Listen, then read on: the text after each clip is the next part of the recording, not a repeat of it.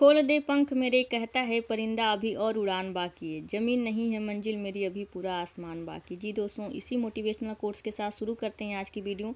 आज हम बात करेंगे यूपीएसआई का कि कितने बच्चों का डीबीपीएसटी होगा, क्या डीबीपीएसटी में जितने बच्चे बुलाए जाएंगे उसके लिए सेकेंड लिस्ट यानी वेटिंग लिस्ट जारी होगी कि नहीं, इलेक्शन का रनिंग डेट पर क्या प्रभाव पड़ा और फाइनल कट ऑफ कितनी है। तो देखिए, यूपीएसआई में आपकी पोस्ट थी 9,534 पोस्ट है, 9,534 पोस्ट है। इसमें देखिए आप लोगों ने अपना कट ऑफ वगैरह अपना मार्क्स वगैरह मिला लिए होंगे। देखिए डीबीपीएसटी के लिए लगभग पहली राउंड में 20,000 बच्चे बुलाए जाएंगे, ये कंफर्म न्यूज है कि 20,000 बच्चे बुलाए जाएंगे फर्स्ट राउंड में।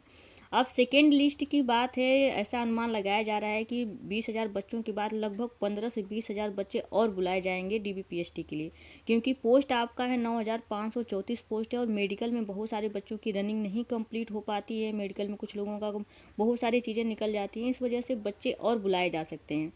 देखिए इलेक्शन की वजह से रनिंग के लिए जो भी कमेटी बनाई थी यानी डीबीपीएसटी के लिए एक समिति बनाई जाती है, जितने भी उसमें एसआई रंग के अधिकारी होते हैं, दरोगा होते हैं, प्ले ग्राउंड होता है, उसके लिए जो भी अधिकारी होते हैं उन सबकी ड्यूटी इलेक्शन में लग गई है। इस वजह से जो 20 जनवरी को आपका होने वाला था, 20 जनवरी को तो नहीं हो पाएगा, क्योंकि अब इलेक्शन के बाद ही इसकी रनिंग डेट आ सकती है। अभी तो ऐसा कोई न्यूज़ नहीं है, कोई भी मीडिया में भी न्यूज़ नहीं है कि कब होगा इसका। लेकिन हाँ, मार्च में आपका जैसे ही इसका रिजल्ट आता है इलेक्शन का, उसके बाद आपका रनिंग डेट आ सकती है जल्दी। अब कट ऑफ की बात करते हैं कि देखिए जिसमें भी कट ऑफ में देखिए जनरल वाले जो लोग भी हैं, अगर उनका 260 प्लस मार्क्स बन रहे हैं, क्वेश्चन की बात नहीं कर रहे हैं, अगर 260 प्लस मार्क्स बन रहे हैं तो आप अपनी मतलब रनिंग को कंटिन्यू करिए, क्योंकि अगर हो सकता है कि कम भी कट ऑफ जाने लगे तो आप अगर रनिंग छोड़ देंगे कि मेरे मार्क्स कम हैं, तो आपकी अगर रनिंग डेट आ गई तो आप जल्दी से रनिंग को नहीं कर पाएंगे, क्योंकि रनिंग के लिए डेली कंटिन्यू होना आपके लिए बहुत ज़रूरी है। तो आपके मार्क्स कम भी हैं तो आधा घंटा ही नहीं है, मतलब ठंडी तो है बहुत ज़्यादा, लेकिन फिर भी आप आधा घंटा रनिंग कर सकते हैं और डेली करते रहिए, क्योंकि डेली करने से ही आपकी जो कैपेसिटी होती है या स्ट्रेंथ होती है उस टाइम जब आप प्ले ग्राउंड में होते हैं, तो इसलिए आपको अपने रनिंग को जारी रखना है। और इतनी कट ऑफ अगर ओबीसी में है, आप अगर 255 प्लस आपके मार्क्स बन रहे हैं तो आप अपना रनिंग कंटिन्यू रखिए। ईडब्ल्यूएस वालों की भी देखिए जनरल से थोड़ा बहुत ही कम कट ऑफ जाती है, लगभग ओबीसी के बराबर आएगी, यानी कि 255 से 258 प्लस वाले जो भी लोग भी हैं ईडब्ल्यूएस में, वो अपनी रनिंग कंटिन्यू करिए। और फीमेल के लिए देखिए, फीमेल में जिसका सेक्शनल और टोटल क्वालिफाई है वो अपने आप को सेफ जोन में मान के चल सकते हैं और अपने रनिंग को कंटिन्यू कर सकती हैं। ये थी यूपीएसआई से रिलेटेड न्यूज़। अब यूपीएसआई के बाद हम बात करते हैं जैसे कि यूपीएसआई एएसआई की। देखिए इसमें 3 पोस्ट थी, स्टेनो की है, लिपिक की है और अकाउंटेंट की है। स्टेनो में आपकी पोस्ट थी 255 और लिपिक में सबसे ज़्यादा पोस्ट थी 624 पोस्ट थी और एएसआई में 358 पोस्ट है। तो इसमें देखते हैं कि कट ऑफ किसकी कम जा सकती है। देखिए स्टेनो की हर साल कुछ ना कुछ पोस्टें खाली रह जाती हैं, क्योंकि उसमें स्पीड बहुत लोगों का ही टाइपिंग ही नहीं क्वालिफाई होता है।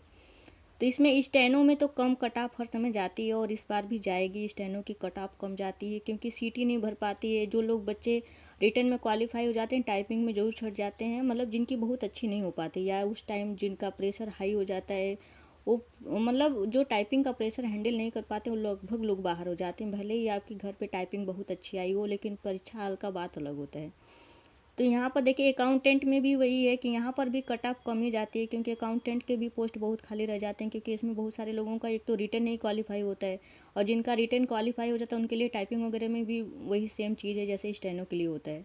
तो सबसे ज़्यादा भीड़ देखिए यहाँ पर लिपिक वाले पोस्ट में ही है, क्योंकि लिपिक वाले में जो लोग स्टेनो नहीं बन पाएंगे वो भी क्या करेंगे, एएसआई वाला ही देखेंगे, और अकाउंटेंट वाले भी एएसआई का दिए होंगे लिपिक वाला। अब इसमें फर्स्ट डीबीपीएसटी के लिए कितने लोगों को लगभग बुलाया जा सकता है, तो इसमें देखिए फर्स्ट राउंड में लगभग 4,000 प्लस स्टूडेंट को बुलाया जा सकता है, क्योंकि इसका भी सेम वही कंडीशन है। मार्च के बाद इलेक्शन के बाद जितने भी कमेटी मेंबर थे उनका ड्यूटी लगा हुआ इलेक्शन में, तो इसलिए रिजल्ट लेट हो सकता है, मतलब इसका जो भी डीबीपीएसटी होगा वो लेट हो सकता है।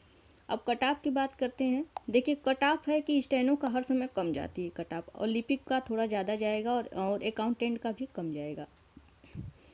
अब नेक्स्ट बात करते हैं कि यूपी टेट का। देखिए यूपी टेट का क्या है कि 23 जनवरी को पेपर होना है और ये हो सकता है 100% श्योर है कि पेपर होगा, क्योंकि ये इलेक्शन का मुद्दा था और हमारे चीफ मिनिस्टर जी ने कहा था कि इसका पेपर कराया जाएगा, क्योंकि ये इलेक्शन के लिए ज़रूरी है। क्योंकि 69,000 जो भी टीचर हुए थे उसी के बेसिस पे वो अपना वोटिंग मतलब वोटिंग परसेंटेज बढ़ा सकते हैं। और इलेक्शन के वजह से ही वो इस रिजल्ट को करा सकते हैं, क्योंकि इसका पेपर लीक हुआ था। और अगर नहीं कराते हैं तो बहुत सारे बच्चे सोशल मीडिया वगैरह पर जो भी धरने वगैरह दे रहे हैं वो तो दे रहे हैं। और देखिए यूपी पुलिस का जो प्रधान परिचालक वाली पोस्ट है, इसमें जो आपका डिप्लोमा वाली बात है कि 3 वर्षीय होना चाहिए। इसमें देखिए कंप्यूटर, उसमें लिखा है कि कंप्यूटर डिप्लोमा या समकक्ष। तो कंप्यूटर डिप्लोमा कोई भी हो, लेकिन आप कंटिन्यू किए हों, कि मतलब कि 1 साल करके नहीं, जैसे कि बीच में कुछ लोग, जैसे CCC होता है 6 महीने का, DF और उसके अलावा भी कुछ होते हैं, जैसे O लेवल होता है 2 ईयर्स का। ऐसे वाले कोर्स नहीं करना आपको। 3 साल कंटिन्यू कोई भी कोर्स किए हों, जैसे BCA हो गया, MCA हो गया, ऐसा कोई कोर्स किए हैं तो उसके लिए आप एलिजिबल हैं यूपी पुलिस प्रधान परिचालक के लिए। अगर मेरी वीडियो आपको या मेरी इन्फॉर्मेशन अच्छी लगी तो कमेंट करके ज़रूर बताएं। थैंक यू दोस्तों।